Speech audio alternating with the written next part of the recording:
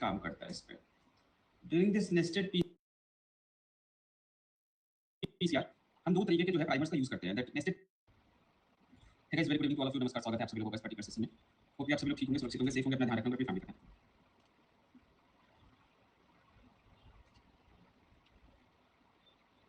कैसे आप लोग?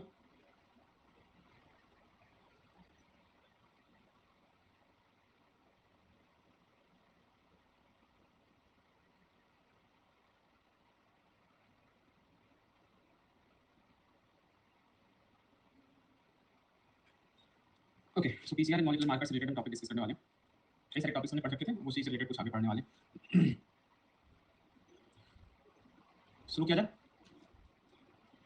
स्कॉर्पियन प्राइमर जो है वो एनालिंग में यूज होता है या नहीं होता, कितने लोगों ने ढूंढा?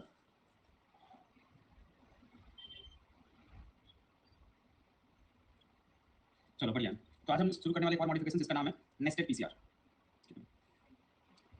Nested PCR is another topic after the real time PCR. देखेंगे हम नेस्टेड पीसीआर क्या है और किस तरीके का कॉन्सेप्ट जो है काम करता है इस पे।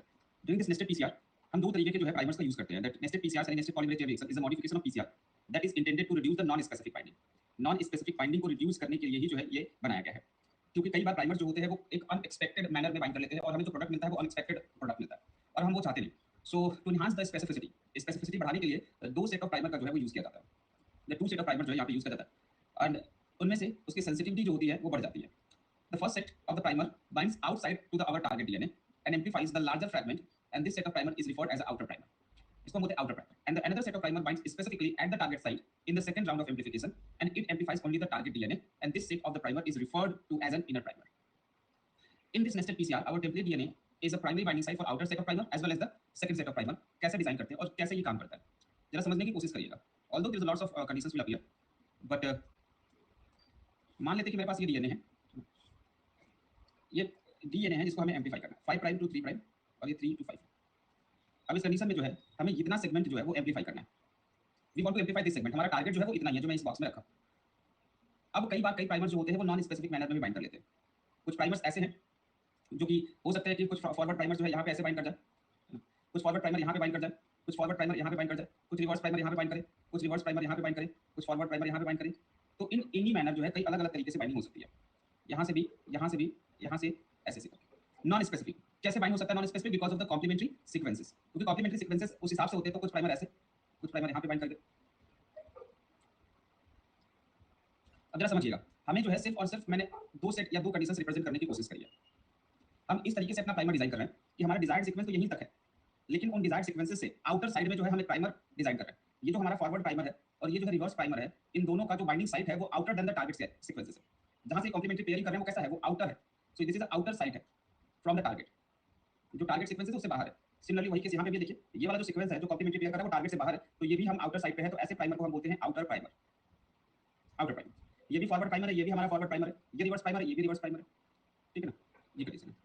नाउ जरा समझिए कि इस अलग अलग पोजीशन के हिसाब से चीजें एम्पलीफाई होंगी। ठीक है ना? तो जब एम्पलीफाई होंगी तो यहाँ से लेके यहाँ तक का जो प्रोडक्ट बनेगा, यहाँ से लेके यहाँ तक का प्रोडक्ट बन गया है ना, according to this particular extension. Intermediate sequences का एक्सटेंशन सेकंड साइकिल में कैसे होता है ये मैं आपको पहले बता चुका हूँ। पहले साइकिल में ये तो यहाँ तक जाएगा और ये यहाँ तक जाएगा, लेकिन इसके बाद दूसरे साइकिल में इतना सेगमेंट आपका एम्पलीफाई होगा। अब इसके अलावा जो है कुछ अनडिजायर्ड फ्रेगमेंट्स भी बनेंगे, कुछ अनडिजायर्ड फ्रेगमेंट्स भी बनेंगे ना? ये जो है नॉन स्पेसिफिक एम्पलीफिकेशन हुआ है, ये भी नॉन स्पेसिफिक है, लेकिन this one the middle one is a specific one. क्यों स्पेसिफिक स्पेसिफिक वन है? इसको इसको फुल प्रूफ करने के लिए आपने एक ये तो first set of primer use किया था यहाँ पे। फर्स्ट सेट का बोले तो आउटर प्राइमर बाहर की तरफ, अब आप इनर यूज करेंगे। मतलब ये जो टारगेट सीक्वेंस था मेरा, ये टारगेट सीक्वेंस इतना ही था। अब इस टारगेट सीक्वेंस के अंदर का प्राइमर आप डिजाइन करेंगे। आप इसने आपने ऐसा प्राइमर डिजाइन किया कि अब इस टारगेट सीक्वेंस के फॉरवर्ड इधर और यहाँ पे रिवर्स। तो ये दोनों प्राइमर जो है आपने डिजाइन किया हुआ था, ये दोनों प्राइमर तभी यहाँ पे बाइंड कर सकते हैं जब ये स्पेसिफिक सीक्वेंस एम्पलीफाई हुआ हो। जब ये सीक्वेंस एम्पलीफाई होगा तभी तो उसमें ये सीक्वेंस में यहाँ और यहाँ बाइंड करेंगे फॉरवर्ड और रिवर्स। अदरवाइज बाइंड कैसे करेंगे? क्योंकि आपने इसके लिए एक प्राइमर डिजाइन किया और इसके लिए। तो अब दो सेट ऑफ प्राइमर यूज कर रहे हैं और वो भी अलग अलग स्टेप में। एक तरीके से समझा जाए तो आपके लिए जो डिजायर्ड सीक्वेंसेस अगर मेरे पास ये है, इस डिजायर्ड सीक्वेंस में मान लेते हैं कि मेरे पास जो मैं जिस डिजायर्ड फ्रेगमेंट को एम्पलीफाई करना चाहता हूँ वो यहाँ से लेके यहाँ तक का है। तो एक बार आप इसके बाहर ऐसे आउटर प्राइमर बनाएंगे फॉरवर्ड एंड रिवर्स, और उसी के बाद फिर एक बार आपका इनर प्राइमर बनेगा फॉरवर्ड एंड रिवर्स। ठीक है ना?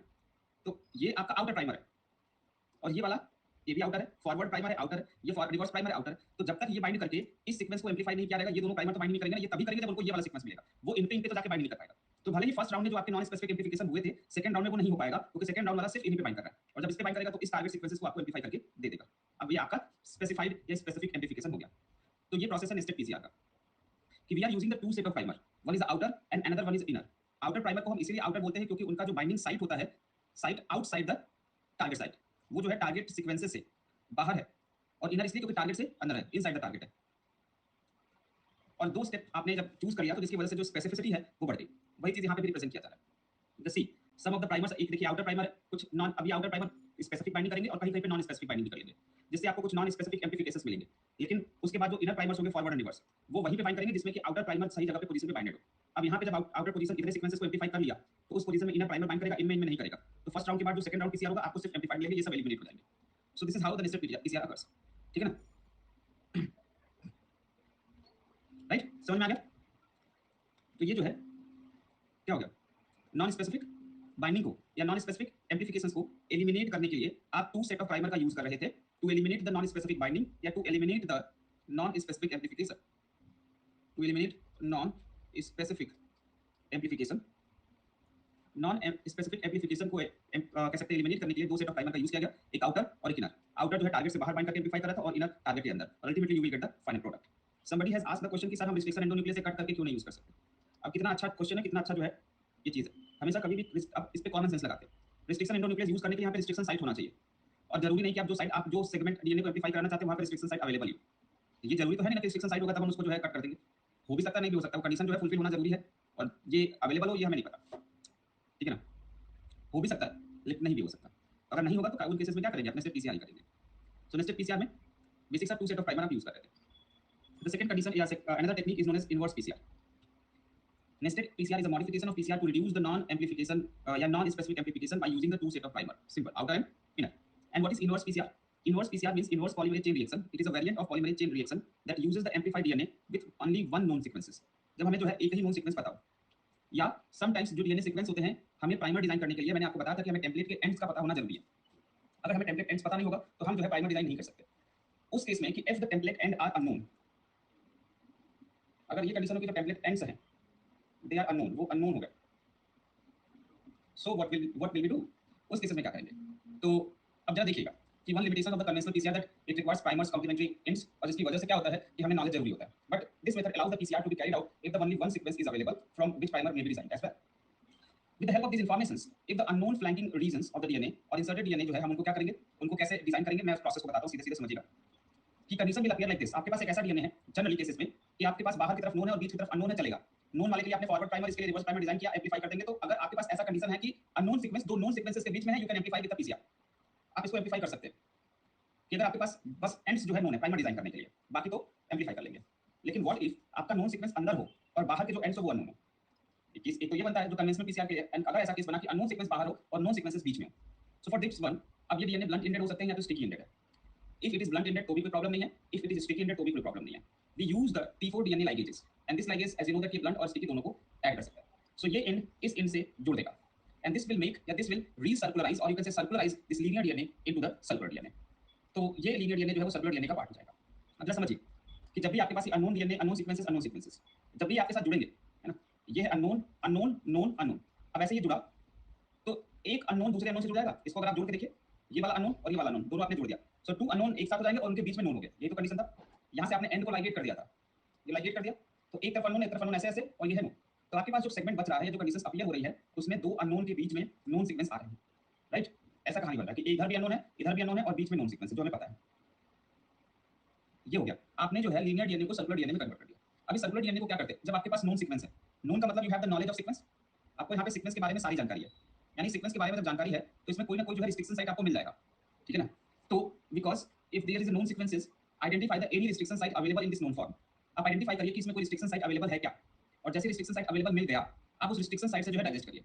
आप स्टिकी एंडेड या ब्लंट एंडेड किसी से भी डाइजेस्ट कर सकते हैं, और जैसे ही आप डाइजेस्ट करेंगे, जैसे इसको ओपन करिए अब, तो जो नोन नोन था वो बाहर आ जाएगा। आपने पहले अननोन नोन को सर्कुलराइज करके ऐसे रखा था, और फिर यहां से जब ये करेंगे तो एक नोन का आधा हिस्सा इस साइड और दूसरा उस साइड, लाइक दिस वन। तो अब नोन नोन बाहर और बीच में अननोन आ गया। अब इस नोन सीक्वेंसेस के लिए you can design the primer easily. Now you can design the primer for known, और जैसे आप प्राइमर डिजाइन कर लेंगे, इसके लिए आप फॉरवर्ड प्राइमर डिजाइन कर लीजिए। फॉरवर्ड और रिवर्स प्राइमर आपने डिजाइन कर लिया, और डिजाइन करके यहाँ से एम्प्लीफिकेशन पीसीआर कर दीजिए, और हो गया काम। तो यही प्रोसेस जो है कहलाता है इनवर्स पीसीआर। आपने क्या कर दिया, इन्वर्स कर दिया, सीक्वेंसेस को उलट दिया, इन्वर्ट कर दिया, है ना। अननोन अननोन नोन बीच में था, आपने ऐसे कर दिया कि बीच दोनों तरफ नोन नोन हो गया और बीच में अननोन हो गया। See ultimately you have inverse the position of the known and unknown segment.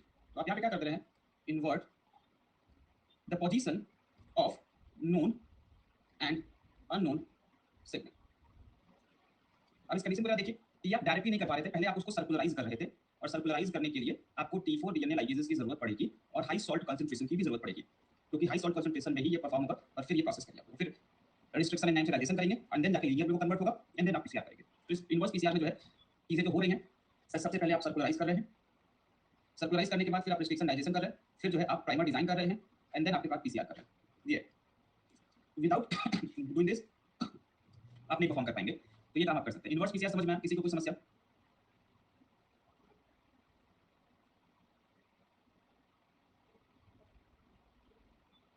Any doubt till now? Restriction site नहीं है तो फिर दूसरा तरीका अपनाना पड़ेगा। कोई और तरीका अपनाइए, फिर कौन सा तरीका है बताया जाएगा। नाउ दिस वन आरटीपीसीआर एक तरीके में से आता है आरएपीडी। जब आपको पता नहीं होता सीक्वेंस क्या है, एकदम अननोन है, उस केसेस में आरएपीडी यूज होता है या एएफएलपी यूज होता है। उनमें हमें सीक्वेंस के बारे में जानने की जरूरत नहीं होती, हम जो है रैंडम प्राइमर यूज करते हैं या खुद एडाप्टर लगा के फिर अपने प्राइमर पे काम करवाते हैं। तो और जनरली सी बात है कि रिस्ट्रिक्शन साइट किसी ना किसी एंजाइम का प्रेजेंट तो होगा ही होगा। ये डिपेंड करता है कि साइज क्या है। अगर आपके पास ये जो नोन सीक्वेंसेस है, अगर ये 4096 बेस पेयर का बना हुआ है नोन सेगमेंट 4096, तो दावे के साथ में बोल सकता हूँ इसमें 6 बेस पेयर का जो है कोई ना कोई रिस्ट्रिक्शन साइट पक्का वो हर एक एंजाइम का आपको मिल जाएगा, बोलिए। और अगर इसमें 256 बेस पेयर का होगा तो 4 बेस पेयर का भी पक्का मिल जाएगा, ठीक है। ये तो पहले बताया चुका, और 256 बेस पेयर बहुत ज्यादा तो है नहीं, उतना तो नॉन सीक्वेंसेस के बारे में जानकारी होगी तो कैसे। तो ये बहुत रेयर केस है कि आपको ना मिले कोई नॉन सीक्वेंसेस की जानकारी, ठीक है, या कोई रिस्ट्रिक्शन साइट ना मिले आपको, बहुत rare. Now the RTPCR, let's talk about it. RTPCR is a reverse transcriptase PCR. As I told you, it is not related with the real time. Don't confuse with the RT-PCR with the real time PCR. आप उसे confuse ना करें। RT-PCR is also known as reverse transcriptase PCR, and it is a variation of polymerase chain reaction which typically measures the RNA expression level. कभी कभी हमारे पास DNA as a sample नहीं है और हमें RNA एज एक्सप्रेशन लेना है, so for that case जो है हम RT-PCR रन करते हैं। RT-PCR जो होते हैं दे आर कॉम्प्लीमेंट्री, DNA जो है सिंथेसाइज किया जाता है पहले by the reverse transcription mechanism and then उसके बाद उसको हम यूटिलाइज करते हैं for PCR. This technique is used for qualitative study. हम इसको क्वालिटेटिव स्टडी के लिए ही यूज करते हैं, but this can be combined with real time PCR too. हम इसको रियल टाइम पीसीआर के साथ कंबाइन भी कर सकते हैं, जैसा कि मैंने आपको बताया था। तो वहां पे जो है वो आपका क्यूआरटी पीसीआर हो जाता है। QRT PCR is like quantitative RTPCR and reverse transcriptase PCR. समझ में आ रहा है? तो we can integrate with the probes, we can integrate with the TaqMan और द साइबरग्रीन और द मॉलिक्यूलर बीकॉन्स हम कर सकते हैं। आरटी-पीसीआर जीन एक्सप्रेशन की स्टडी के लिए यूज किया जाता है। ज्यादातर जो डायग्नोस करते हैं वो एमआरएनए को डायग्नोस करते हैं, मैसेंजर आरएनए, क्योंकि वे एक्सप्रेस हो रहे होते हैं, उनसे हमें सीडीएनए बनाना रहता है। RT-PCR requires the RNA template, ज्यादातर ये आरएनए टेम्पलेट से को रिक्वायर चाहिए। साथ ही में this technique can be complex because RNase enzyme that degraded RNA is ubiquitous and the slightest DNA contamination can disrupt the results. कहा जाता है क्योंकि RNase एक ubiquitous कॉम्प्लेक्स है जो हमेशा हर जगह पे प्रेजेंट है, वो आपके RNA के सैंपल को डिग्रेड कर सकता है एंड अगर DNA का कंटामिनेशन थोड़ा बहुत हुआ तो भी प्रॉब्लम आएगा। कभी-कभी कुछ लोगों के साथ होता था ना कोविड-19 के टेस्टिंग में कि सिम्टम है लेकिन टेस्ट नेगेटिव आ गया, और सिम्टम नहीं है फिर भी टेस्ट पॉजिटिव आ गया, है ना, राइट। तो उस केसेस में जो है खुफिया जानकारी के हिसाब से सैंपल आपका डिटोरिएट हो जाता था। अगर सैंपल किसी भी कंटामिनेशन से गायब हो गया और सामने वाले को तो रिजल्ट तो जनरेट करना है, तो बेसिक चीजों के हिसाब से रिजल्ट दे देता था और आप अच्छा कोविड पॉजिटिव है, उस हिसाब से चीजें चल रही होती है ना। ऐसा भी होता, आपको क्या लगता है 100% जितने सारे रिजल्ट कोविड के टाइम पे जनरेट किए गए थे वो सारा का सारा पूरा फुल प्रूफ आपका टेस्ट होता था आरटीपीसीआर से? इतना धक्का मुक्की में भी एसिम्प्टोमेटिक सिम्टम होते हैं, नो डाउट होते हैं, बट कितना धक्का मुक्की था उस वक्त आरटीपीसीआर के लिए? ये सब झूठ नहीं होता है, बट कई जगहों पे उस वक्त न्यूज में भी आया था कि फॉल्स रिजल्ट दिए जा रहे हैं, गलत टेस्ट करके कई सारे लैबोरेटरी टेस्टिंग के छापे पड़े थे, कई लोगों के लाइसेंस कैंसिल हुए थे। आप लोगों ने अगर पढ़ा होगा तो हो क्या रहा था, लोग सैंपल ले लेते थे और एक जनरल सिम्टम्स चीजों के अकॉर्डिंग आप फॉर्म भरते थे तो एज्यूम करते थे और कहते थे है कि नहीं, काम खत्म। और कुछ लोगों का टेस्ट भी होता था, नो डाउट, है ना। और गलत रिजल्ट के चक्कर में कई लोगों ने इधर उधर कुछ ना कुछ लॉस भी किया होगा। फिलहाल के लिए fortunately the products of the RNS detection decontamination जो है वो अवेलेबल है। इसके लिए हमने आपको बताया था जीआईपीसी, अगर याद हो, आइसोलेशन में हम यूज करते हैं। साथ ही में एक और मैंने बताया था, कौन सा था, ट्राइजॉल सॉल्यूशंस। ट्राइजॉल सॉल्यूशन में एक और केमिकल होता था, उस केमिकल का नाम बताइए मुझे, जो कि एक्चुअली में आरएनएज इनहिबिटर है। जीआईएस डीईपीसी, ठीक है ना, डीईपीसी भी होता था, वो भी काम करता था, राइट। ये सब आरएनएज के इनहिबिटर्स यूज कर सकते हैं जो कि कंटामिनेशन को अवॉइड कर सकता है और आप रिलायबल आरटीपीसीआर काम करवा सकते हैं। अब आरटीपीसीआर का एक इंपॉर्टेंट प्रॉपर्टी ये है कि आपके पास एमआरएनए आया, आइसोलेट कर लिया आपने एमआरएनए। एमआरएनए आइसोलेट करने के लिए पहले आप आरएनए आइसोलेट करेंगे और आरएनए आइसोलेट करके फिर आप एमआरएनए कॉलम में उसको भेजेंगे, और ये जो है प्रोसेस एक टाइम टेकिंग प्रोसेस भी है, और क्योंकि इसके बाद आपको एफिनिटी क्रोमैटोग्राफी लगानी पड़ेगी। तो इस आरएनए से जो है एफिनिटी क्रोमैटोग्राफी लगा के आपने जो है एमआरएनए को आइडेंटिफाई कर लिया। And now after this mRNA और poly A tail conditions appear हुए एंड देन रिवर्स ट्रांसक्रिप्शन पे लेके जाएंगे। रिवर्स ट्रांसक्रिप्शन के लिए जो एंजाइम चाहिए वो चाहिए रिवर्स ट्रांसक्रिप्टेज। रिवर्स ट्रांसक्रिप्टेज जो है इस mRNA को cDNA या कॉम्प्लीमेंट्री डीएनए में कन्वर्ट करेगा और उसकी जरूरत इसलिए है क्योंकि mRNA जो है वो कम स्टेबल मॉलिक्यूल है। mRNA ज्यादा स्टेबल नहीं है, mRNA को cDNA में बनाएंगे नहीं तो फिर स्टेबिलिटी मिलेगी नहीं तो सैंपल डिग्रेड हो जाएगा। अब इसके लिए जो है आप तीन तरीके की प्राइमिंग मेथड जो है वो यूज कर सकते हैं। पहला प्राइमिंग मेथड होता है that is a gene specific priming, दूसरा होता है oligo dT priming and the third one is a random hexamer prime. Gene specific priming का मतलब आपको पता है कि चलो इस आरएनए में एक ऐसा जीन है जो कि जिसके बारे में मुझे उसी को देखना है, हमने उसके लिए कोई प्राइमर यूज कर लिया, ठीक है ना। वो प्राइमर अगर उसका कॉम्प्लीमेंट्री सीक्वेंस होगा तो वहां पे जाके बाइंड करेगा और बाइंड करके उतने ही सेगमेंट को जितने सेगमेंट की जरूरत है उतना एम्प्लीफाई करेगा। मतलब जीन स्पेसिफिक प्राइमिंग की वजह से हम सिर्फ वही सीडीएनए ले पाएंगे जो कि जीन उस जीन को बना रहा है। हमें पूरा सीडीएनए चाहिए भी नहीं और जरूरत भी नहीं था, तो इसलिए हमने ऐसे प्राइमर को चूज किया जो कि जीन स्पेसिफिक था। या तो हम ओलिगो डीटी प्राइमिंग कर सकते हैं क्योंकि हमें पता है कि एमआरएनए के पास पॉली ए टेल है, इस पॉली ए टेल के अगेंस्ट आपने ओलिगो डीटी प्राइमर यूज कर लिया। अब ये ओलिगो डीटी प्राइमर जो है वो जाके जुड़ेगा यहाँ पे कॉम्प्लीमेंट्री और फिर सीडीएनए बन जाएगा, दिस इज द प्रोसेस। या अगर आपको कोई जानकारी है ही नहीं, आप सिर्फ एमआरएनए सैंपल लिए है तो उसमें हेक्सामर्स जो होते हैं वो हेक्सामर्स के रैंडम प्राइमर्स आप जोड़ देते हैं। रैंडम प्राइमर्स ऑफ द हेक्सामर्स आपने जोड़ दिया, ये कहीं ना कहीं हर 4096 बेस पे तो उसका एक साइट अवेलेबल होगा, कहीं ना कहीं तो वहां पे वो बाइंड कर लेगा और बाइंड करके जो है उससे आपके मल्टीपल सीडीएनए सीक्वेंसेस मिल जाएंगे। तो इस तरीके से जो है सीडीएनए मिल गया, इस सीडीएनए को पीसीआर एम्प्लीफिकेशन के लिए आपने भेज दिया, ठीक है। समझ में आ रही बात?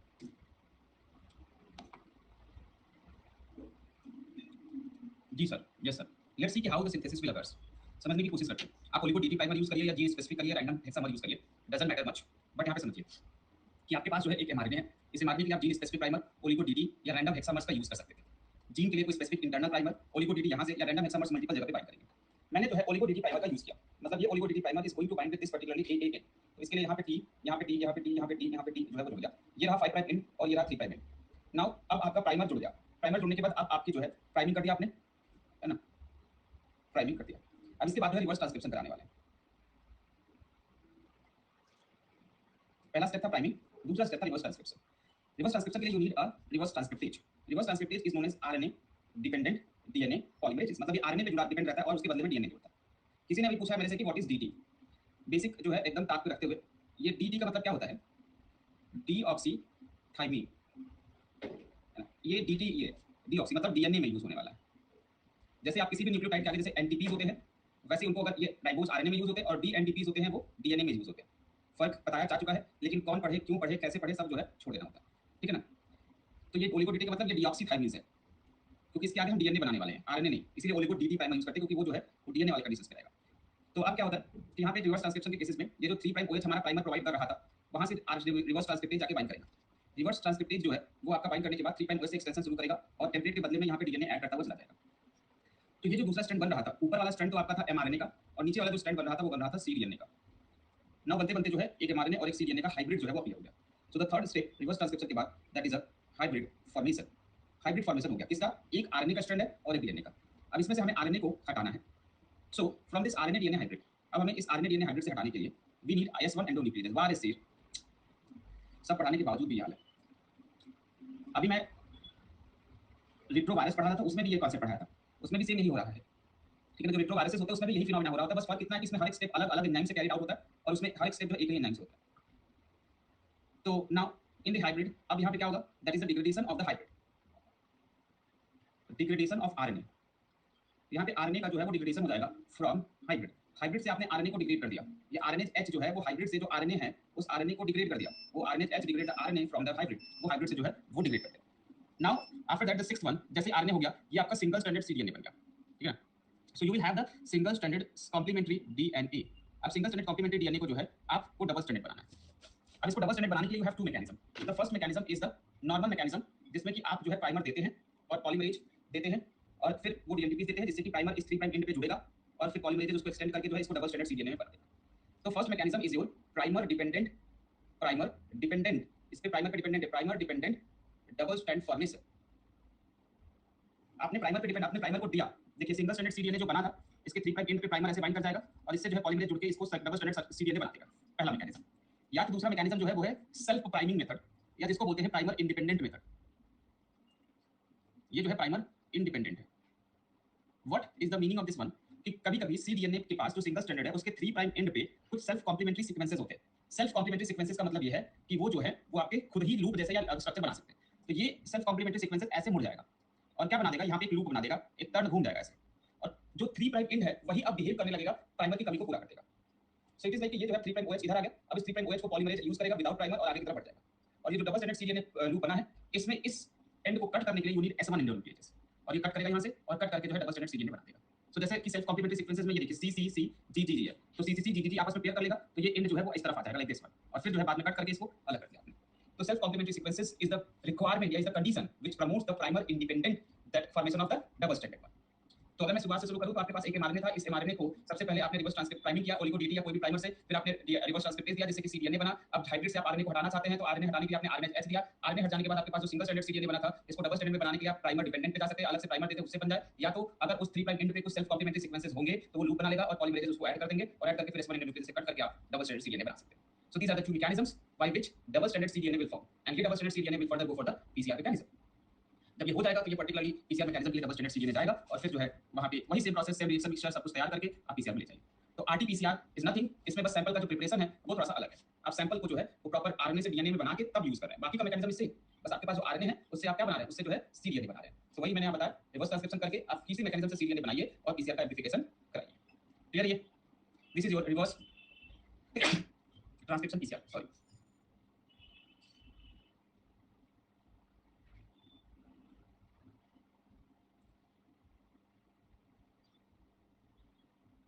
चलिए आगे बढ़ने की कोशिश करते हैं। Next one is hot start PCR.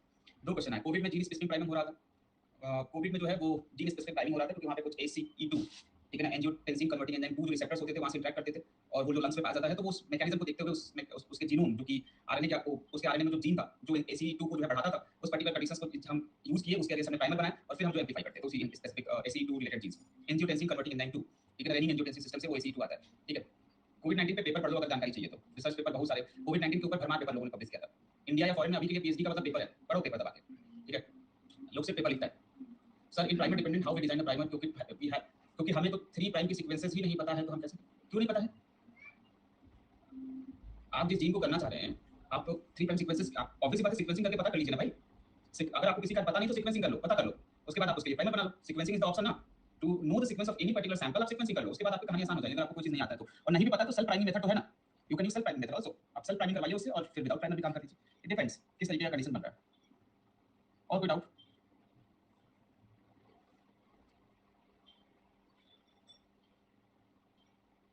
No doubt sir, बोलो बोलो।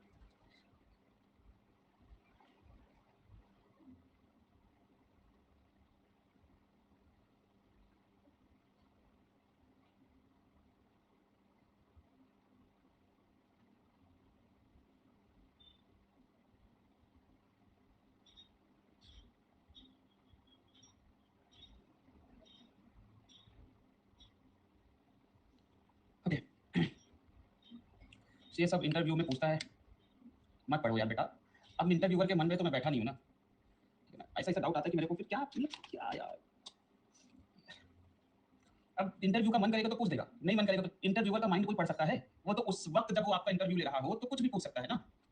ऐसे क्वेश्चन, इतने अनप्रेडिक्टेबल क्वेश्चन को आप एकदम प्रेडिक्टेबल कैसे बनाना चाहते हो? आपको चाहिए कि मुझे हर एक चीज पता हो, कैसे हो सकता है? कुछ चीजें रहने दो, जो चीजें होने लायक होती है वो आपको खुद बता दी जाती हैं। पूछा जा सकता है, नहीं भी पूछा जा सकता, दोनों कंडीशन है। सर हम टर्मिनल ट्रैन का यूज कर सकते हैं 3 प्राइम पर ओलिगो ऐड करके फिर प्राइमर यूज कर लीजिए बेटा। आप लोग आरटीपीसीआर को समझिए मत कि आरटीपीसीआर होता कैसे, आप अपने हिसाब से कर लीजिए, आप नया टेक्निक बना दीजिए, उसको अपने हिसाब से पेटेंट करा लीजिए और फिर जो है आपके नाम से वो चलेगा। मैं यहाँ पे कौन सी टेक्निक कैसे परफॉर्म होती है उसका बेस क्या है वो बता रहा हूँ, उसमें अपने हिसाब से कुछ भी जोड़े जा रहे हैं। अगर आपके पास इतना बढ़िया आइडिया है करने के लिए तो आप अपने उसको परफॉर्म करिए और पेटेंट कराइए, पैसे कमाइए, नो डाउट। लेकिन पहले ये तो समझिए कि चीजें कैसे हो रही हैं, बेस क्या है आपको पता है। सिर्फ प्रैक्टिस या सिर्फ चीजें जो है इससे स्किल आने लगती तो फिर कोई बात थी ही नहीं। महेंद्र सिंह धोनी और ऐसे न जाने कितने क्रिकेटर्स जो हैं इंडिया में जिनके बिना मतलब जो कि कहीं पता भी नहीं चले और गायब हो गए, उन्होंने भी उतनी ही नेट प्रैक्टिस करी होगी जितने महेंद्र सिंह धोनी ने भी करी थी, या जितना आज विराट कोहली कर रहा है नेट प्रैक्टिस, उन्होंने भी उतनी प्रैक्टिस करी होगी लेकिन उनका पता नहीं चला। और प्रैक्टिस आई मीन टू से कोई भी एफर्ट जिसको हम सीधे शब्दों में बोलते हैं, एक फेल होने वाला एक कामयाब होने वाला, दोनों के एफर्ट में कहीं कमी नहीं होती है। तो फर्क कहाँ आ जाता है काबिलियत में? फिर अगर दोनों ने उतने ही तरीके से एफर्ट पुट किया था तो फिर काबिलियत में फर्क कहाँ आ गया? फर्क आ जाता है आपके बेसिक्स में। Common sense is not so common nowadays, ठीक है ना, and that is the basics. If you are really want to know the basics, आप हमेशा आपके पास एक एबिलिटी रहेगी अपने आप को लोगों से अलग बनाने की, और आप लोग जो है चीजों से भागते हैं। पीसीआर के टाइप्स तो हाउसफुल मूवीज के सीरीज से भी ज्यादा है, ठीक है। देखो अब भाई साहब कोई टेंशन नहीं, इनको क्या लगता है ये बहुत मस्त जोक मार रहे हैं, हंसना चाहिए इसमें, लेकिन मन में इनके टाइप से बड़ी प्रॉब्लम है। Sir I am mini Bihar for my was 19, अभी मेरा 4 सब्जेक्ट क्या बात शायद मैं नेक्स्ट ईयर तक आ जाए, what should I do PhD 2003 में। कहीं पे किसी टाइम पे कोई भी डाउट, दैट्स नाइस। आज डाउट सेशन है नहीं, ठीक है। निर्मला जी, आपके पास क्या ऑप्शन है? आपको लगता है कि आपको आपकी एमएससी आपको करने नहीं दे रही है, तो आप एमएससी कर लीजिए, उसके बाद करिएगा फिर शांति से। और कई लोग पैरेलल भी मैनेज करते हैं, ठीक है ना, तो आप पैरेलल भी मैनेज कर सकते हैं, सिंपल। मुझे तो पहली बार पूरा डाउट ही समझ में नहीं आया कि क्या करना चाह रहे हो आप। और 2023 तक आपका रिजल्ट आ रहा है, नहीं आ रहा है, पहले ये फ्यूचरिस्टिक क्वालिफाई अभी सीएसआई हुआ नहीं, किसी इंस्टीट्यूट में एडमिशन हुआ नहीं, लेकिन एमएससी की टेंशन पहले पड़ गई है, ठीक है ना। आपका जो कहने का मतलब यही है कि मेरा अभी रिजल्ट आया नहीं है, छठ के बाद शायद, वो भी छठ आपने सही से वर्ड्स की स्पेलिंग नहीं लिखी है, मैं इतना प्रो लेवल नहीं हूँ जो व्हाट्सएप और टेक्स्ट के छोटे छोटे फॉर्म समझ जाऊँ। तो छठ के बाद आपका सेमेस्टर खत्म हो जाएगा, रिजल्ट अभी आया नहीं है, हो सकता है 2023 में आए, तो सीएसआईआर में एडमिशन लेना है, क्या करें? हो गया एडमिशन पीएचडी में, हो गया 2023 आ गया, पीएचडी में एडमिशन हो रहा है। See the people who are living in the 2022 in the October ना, आज 2022 चल रहा है, वो भी कौन सा अक्टूबर 21 है, इनकी प्लानिंग है 2023 में कि पीएचडी नहीं हो रही है या रिजल्ट नहीं आ रहा। हाउ मच द लिव, क्या समझाऊं मैं से, मतलब मैं समझा समझा के थक गया बच्चों को। आज मैं रोज लेक्चर देता हूँ, रोज बोलता हूँ मैं, आज जो है उसको सही करो, और कल को पीएचडी में एडमिशन तब लोगे ना जब सीएसआईआर करोगे। पहले तो सीएसआईआर निकालो, क्या 2023 में हो जा रहा है, और हो भी जा रहा है तो एडमिशन तब तक हो सकता है रिजल्ट आ जाए, क्योंकि अगर फरवरी में एग्जाम होता है उसका रिजल्ट आते आते तक मार्च अप्रैल या मई ले लेगा, और मई में जब इंटरव्यू दोगे तो जाके अगले सेशन के जुलाई में एडमिशन होगा, और जुलाई 2023 तक हो सकता है रिजल्ट आ जाए। और तब तक रिजल्ट नहीं आएगा तो आप एक एनओसी लिखवाओ अपने कॉलेज से कि आपने पास कर लिया है, उस पर एचओडी का साइन कराओ और जाके सीएसआईआर में सबमिट कर देना कि रिजल्ट नहीं आया है, वो काम खत्म, पीएचडी में एडमिशन ले लो। इतना बवाल लेके टेंशन पड़ा हुआ लोगों को, सिर्फ और सिर्फ लाइफ को कॉम्प्लेक्स बनाने का आदत है, इसमें कोई कॉम्प्लेक्स नहीं है, है ना, लेकिन जबरदस्ती का कॉम्प्लेक्स बनाने, अपने आप को कॉम्प्लेक्स आदि कोई टेंशन क्रिएट करने का वो है।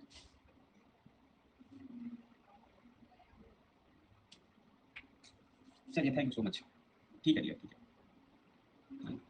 किसी और को कोई टेंशन है या कोई भी क्वेश्चन है?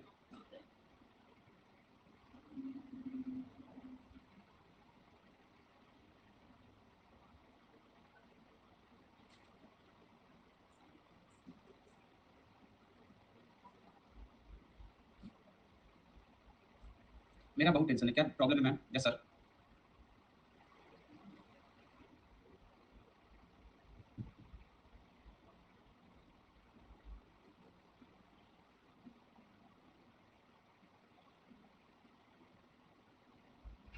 Can you please tell me कि आपको क्या प्रॉब्लम है?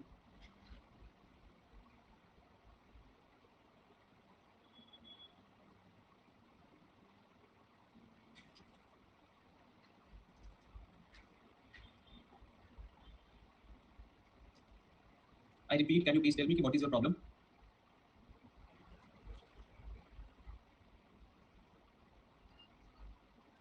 फाइनली आई एम आस्किंग कि क्या प्रॉब्लम है, आप बता सकती हैं या बता सकते हैं, आई डोंट नो, ठीक है।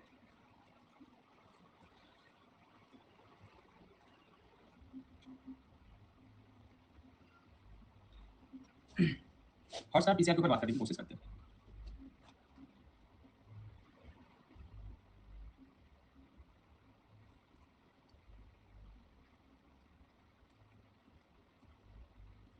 लोगों ने मेरा और चीज़ों का मजाक बना के रखा है, मैं जितना ढंग से रहने की कोशिश कर रहा हूँ ना, आप लोग चाहते नहीं कि मैं आपसे उतना उस तरीके से रहूँ, तो इसके कॉन्सिक्वेंसेस के लिए आप लोग तैयार रहिएगा। हंसते खेलते दिवाली बीतने नहीं देना चाहते ना अपना ना मेरा, तो कॉन्सिक्वेंसेस के लिए रेडी रहिएगा, ठीक है, क्योंकि मैं जितना अच्छा हूँ उससे ज़्यादा खतरनाक भी हूँ, ये हमेशा ध्यान रखना। द हॉटस्टार पीसीआर जो है is the most advance modifications of the conventional PCR. ये जो है कन्वेंशनल पीसीआर का एक मॉडिफिकेशन है, जिसमें कि PCR reagents is activated only after the heating. जो कई सारे पीसीआर के रिएजेंट्स है वो हीटिंग की बाद जो है वो एक्टिवेट होते हैं। And the non specific binding, कई बात जो होती है वो बाइंडिंग नॉन स्पेसिफिक मैनर में हो रही होती है, एंड द प्राइमर जो है आपस में डाइमर भी कई बार बना लेते हैं, तो जिसकी वजह से जो है रिएक्शन में आपका इंटरेस्ट का जो एम्प्लीफिकेशन होता है वो लेस होता है। And non specific binding often leads to the primer dimers and the miss prime या false prime targets. The aim of the hot start PCR is to limit the reaction at an early stages, उनको शुरू में ही रोकना चाहिए, रोकते हैं, so that जो है टाइप पॉलीमरेज उन पे जब बाइंड करे तो स्पेसिफाइज या स्पेसिफिक एम्प्लीफिकेशन दिया जाता है। क्या होता है कंडीशंस, ट्राई टू अंडरस्टैंड कि कई बार, अब मेरे पास यहाँ पे सीक्वेंसेस है, ये सिंगल स्ट्रैंडेड, एक डबल स्ट्रैंडेड। अब हो सकता है कि जो एनरिंग टेम्परेचर है वो आपके 55 डिग्री सेंटीग्रेड है, और वो 55 डिग्री सेंटीग्रेड पे ये पर्टिकुलर प्राइमर यहाँ पे इंटीग्रेट हो रहा है और यहाँ पे भी इंटीग्रेट हो रहा है, यहाँ पे भी कॉम्प्लीमेंट्री बाइंड कर रहा है, कहीं पे स्पेसिफिक तो कहीं पे नॉन स्पेसिफिक। अब समझिएगा कि कोई प्राइमर जो यहाँ पे जुड़ रहा था, जब यहाँ पे इंटरेक्ट कर रहा था कॉम्प्लीमेंट्री, तो यहाँ पे जो इसका मेल्टिंग टेम्परेचर आ रहा था, इंट्रैक्शन का कितने हाइड्रोजन बॉन्ड बना रहे हैं, वो मेल्टिंग टेम्परेचर मान लेते हैं कि 50 डिग्री आ रहा था या 55 डिग्री आ रहा था, ठीक है ना। और यहाँ पे जब ये जुड़ रहा था तो यहाँ पे इसका जो मेल्टिंग टेम्परेचर है वो आ रहा था 65 डिग्री। तो जब आपने एनरिंग टेम्परेचर को 55 रखा, तो व्हेनेवर एनरिंग टेम्परेचर आपने टीए को 55 रखा था, तो उस केस में ये एनील कर जाएगा आराम से, क्योंकि 55 पे मतलब नॉर्मली 55 या थोड़ा सा और कम भी रख सकते हैं कि मैंने एनरिंग टेम्परेचर को जो है 50 भी रखा हुआ है फॉर एग्जांपल, तो ये भी एनील करेगा यहाँ पे भी, यहाँ पे भी, दोनों में से कहीं पे भी मेल्टिंग नहीं हो रही है, ठीक है ना, दोनों दोनों ही जगह पे एन हो जाता है। लेकिन जैसे ही आपने इस 50 डिग्री को इंक्रीज करके 60 डिग्री कर दिया, उस केस में ये तो मेल्ट हो जाएगा क्योंकि इसके ज्यादा हो गया, when the temperature is greater than TF, तो melting of the primer should be there, and जब आपका जो टेंपरेचर मेल्टिंग टेंपरेचर है वो टीए से कम है, तभी आपका जो है यहाँ पे एनलिंग हो जाएगी। ठीक है, तो इस कंडीशन में जो है अपीयर हो रहा था आपका कि आपने क्या रखा, एनलिंग टेंपरेचर और टीएम के बेसिस पे कंपैरिजन किया। ये आप समझ सकते हैं like this way too. For example जरा समझिए कि नॉन स्पेसिफिक और स्पेसिफिक बाइंडिंग को मैं थोड़ा सा मेल्टिंग टेंपरेचर से कैलकुलेट करके समझाने की कोशिश कर रहा हूँ। अब जब स्पेसिफिक इंटरेक्शन होगा तो उसमें सारे के सारे जितने भी बेसिस इन्वॉल्व हैं वो सभी के सभी जो है वो हाइड्रोजन बॉन्ड में इन्वॉल्व होंगे, और जहाँ पे नॉन स्पेसिफिक बाइंडिंग हो रही होगी उसमें सारे के सारे न्यूक्लियोटाइड इन्वॉल्व नहीं होंगे, कुछ जो है मिसमैच होंगे जिसमें हाइड्रोजन बॉन्ड बनेगा ही नहीं। ठीक है ना, तो नॉन स्पेसिफिक में लेस नंबर ऑफ हाइड्रोजन आपको मिलेगा, less number of hydrogen bond, और जबकि स्पेसिफिक में जो है वो मोर नंबर ऑफ हाइड्रोजन बॉन्ड होगा। जरा सा यहाँ पे रिलेट करके देखिए, in the non specific one अगर ये टेम्पलेट है और ये प्राइमर है, हाइड्रोजन बॉन्ड के लिए एटी जीसी टीए एटी, इसका जब मेल्टिंग टेंपरेचर आप देखते हैं तो सिर्फ मैं अभी 5 ही बेस पर लिख रहा हूँ, मैं लंबे को भी लिख सकता हूँ, लेकिन मैंने सिर्फ समझाने के तौर पे प्राइमर का एक शॉर्ट सेगमेंट आपको दिखाने की कोशिश करी है। ठीक है ना, सिर्फ एक शॉर्ट सेगमेंट एक्सप्लेन करने की कोशिश करी। तो इसमें 3 एटी सीक्वेंसेस है तो 3 into 2 एंड 4 आपका जो है एक जीसी सीक्वेंस है तो 1 into 4, तो इसमें जो मेल्टिंग टेंपरेचर है 10 है। नॉन स्पेसिफिक बाइंडिंग में अगर हम 10 डिग्री से ज्यादा दे देंगे तो ये जो हाइड्रोजन बॉन्ड है वो टूट जाएगा। कहने का ये मतलब है कि दिस हाइड्रोजन बॉन्ड इंटरेक्शन जो नॉन स्पेसिफिक पे हुआ है, this will be broken down greater than 10 degree centigrade, यानी इसका जो टीएम है वो आपका 10 डिग्री सेंटीग्रेड है, इससे ज्यादा नहीं होना चाहिए आपका, राइट, कम ही होना चाहिए एनलिंग टेंपरेचर। अब उसी तरीके से जब हम स्पेसिफिक में देखें तो यहाँ पे जो है ए जीसी सब प्रॉपर पेयर्ड है, तो जीसी कंटेंट यहाँ पे 2 है और एटी कंटेंट 4 है, सेम सीक्वेंस ही है। ठीक है ना, तो उस कंडीशन के हिसाब से जो है कॉम्प्लीमेंट्री पेयर किया, और पेयर करने पे यहाँ पे जो मेल्टिंग टाइम टेंपरेचर है वो हमारा 60 डिग्री, यानी कि ये कंडीशन आपके साथ अपीयर हो रहा है। तो अगर मैं इसी प्राइमर को कंसीडर करूँ तो मेरे पास मान लेते हैं कि हमने लास्ट वाले प्राइमर को कंसीडरेशन में किया, तो वही प्राइमर जो बाइंड कर रहा था नॉन स्पेसिफिक या स्पेसिफिक, ठीक है ना, तो लेस देन 10 डिग्री सेंटीग्रेड पे दोनों बाइंड करेगा, मतलब when the temperature is less than 10 degree centigrade, annealing temperature, that is Ta, is less than 10 degree centigrade. So on the DNA, your primer is going to bind specifically as well as non-specifically. अगर मैं इसको non-specific बोल रहा हूँ तो, ठीक है ना, and when the temperature, पहला केस तो ये था, and the second case is like when the temperature is greater than 10 degree centigrade, तो उस केस में आपको जो सिर्फ बाइंडिंग मिलेगी वो सिर्फ यहीं पे मिलेगी, ये वाला मेल्ट हो जाएगा मतलब डिसोसिएट हो जाएगा, तो non specific one will be melted, यहाँ से मेल्ट हो जाएगा, और ये सिर्फ स्पेसिफिक जो है वो जुड़ा रहेगा।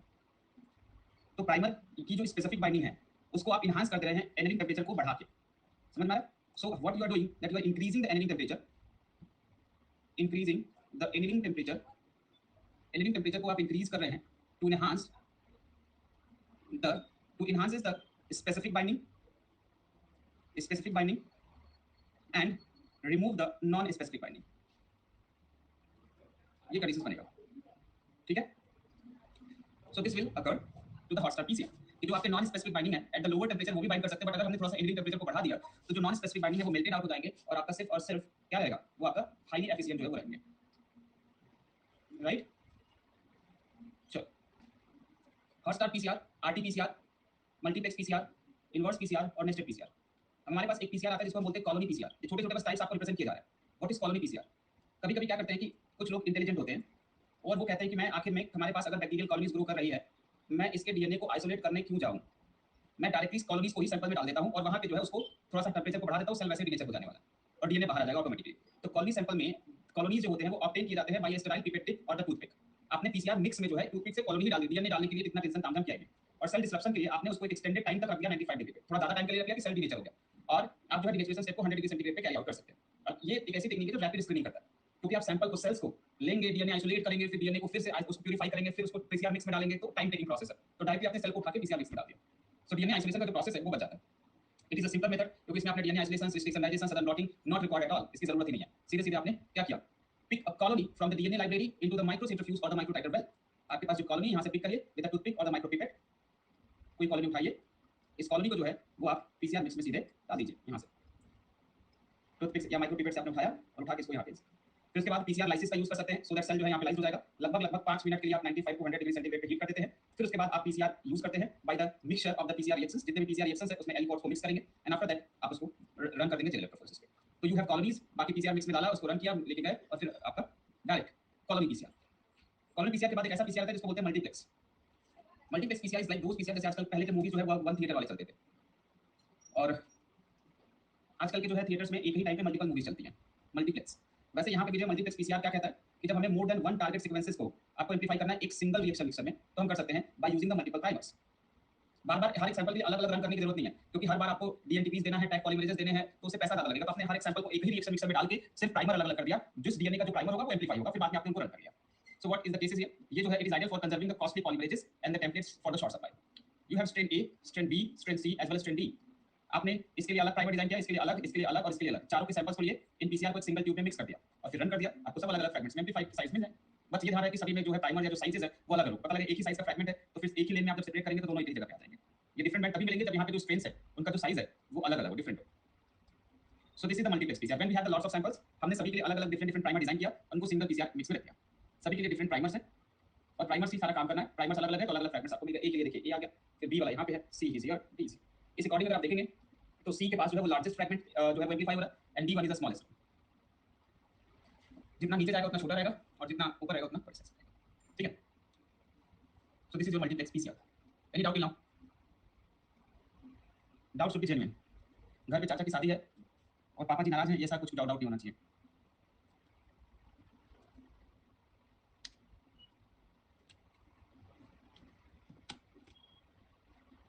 चलो आपको मिलता है 1 मिनट का ब्रेक, इसके बाद मैं जुड़ता हूँ अभी।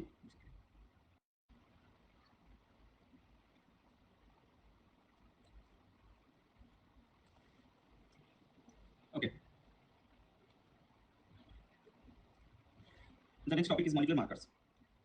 इसके कुछ पीसीआर के जो मॉडिफिकेशंस थे उनमें से एक आरपीडी और एएफएलपी वाला जो टॉपिक है उसी इसी में इंक्लूड होगा। तो मैंने आपको रियल टाइम पीसीआर बताया था, some of the particular molecular proofs, RTPCR, nested PCR and hot start PCR, inverse PCR. इसके अलावा कॉलोनी और मल्टीप्लेक्स पीसीआर भी आपको बताया। देन आरपीडी एंड एएफएलपी जो है अभी स्टार्ट करने वाले हैं। ठीक है ना? क्या टॉपिक चल रहा है ये आप लोगों का?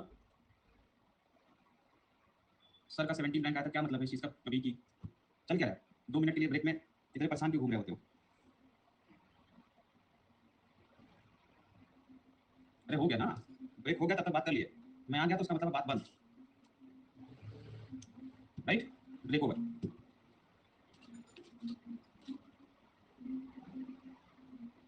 तकलीफ है किसी को? कोई बात करना है?